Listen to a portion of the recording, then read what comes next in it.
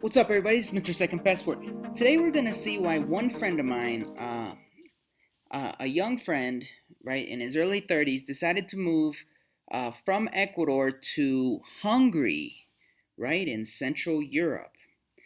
Uh, Basically, the first reason that he chose, he's a younger guy just starting with the family, has a baby, and what he wants to do is he wanted to live in Europe somewhere where they had kind of a relatively easy residency program, which we'll cover later this video, and to be close to certain areas that he really likes, like Croatia, Slovenia, and Poland.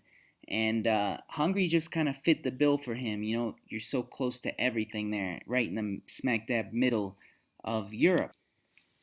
Now, why exactly did he choose Hungary? Right? Well, basically,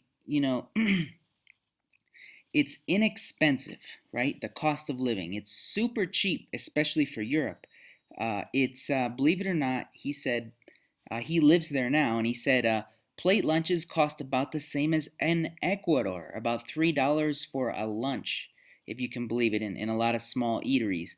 And you can find a decent, livable 3 bedroom, 2 bath apartment in the capital, Budapest, starting around $400 a month to rent. If you go to the outskirts or to a little town like the one he likes called Pécs in southern Hungary, it looks like.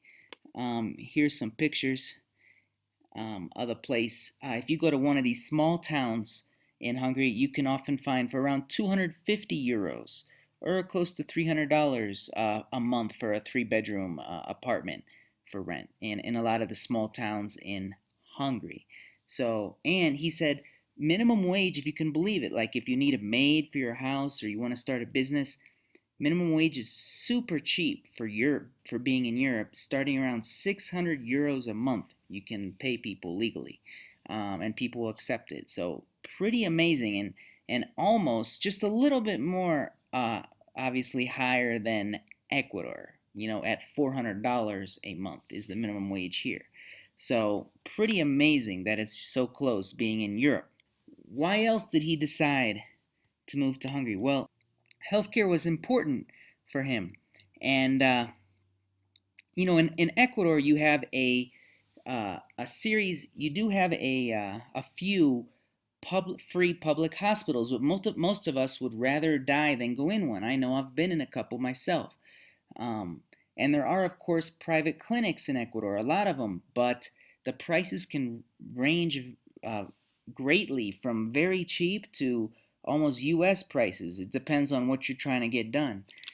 In Hungary, you have that European um, completely free, 100% free healthcare system, European quality. So pretty amazing that he's able to get that in an area that has such a low cost of living. Another thing he looked at um, was the schooling. You know, having young children. This is something that's often not brought up when people move to Ecuador, but they realize if they have young kids really quick.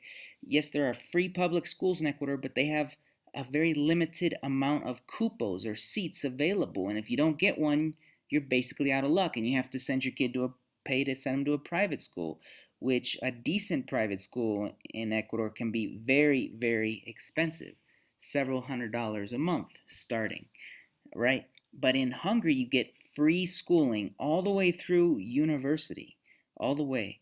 So obviously, that's a huge benefit for people with children, uh, or people who are soon to have children.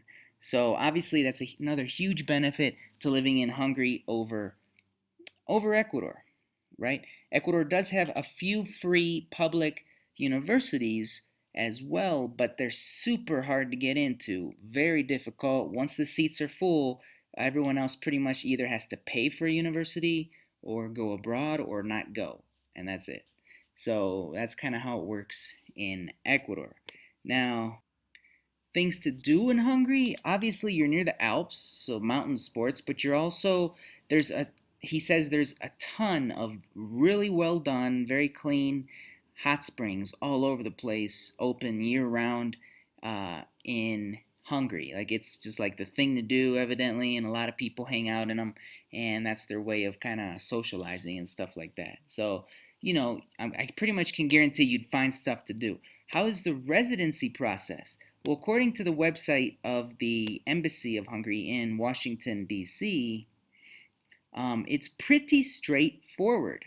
You have to apply in a consulate before going, and you obviously need the basic stuff like your passport and photos and stuff like that, and an airplane ticket reservation and health insurance, and which is a little weird because there is a free healthcare system, but obviously, evidently, they don't want foreigners moving there and then milking the healthcare system, I imagine. And then supporting documents of your accommodation, that might be reservations and like an Airbnb, and they also want to see financial proof of financial resources that you can support yourself. And it doesn't even say here how much, so I'm guessing not you don't need to show too much, maybe a steady income or show money in an account of the last, and you need to show your last 3 months bank statements in order to prove that.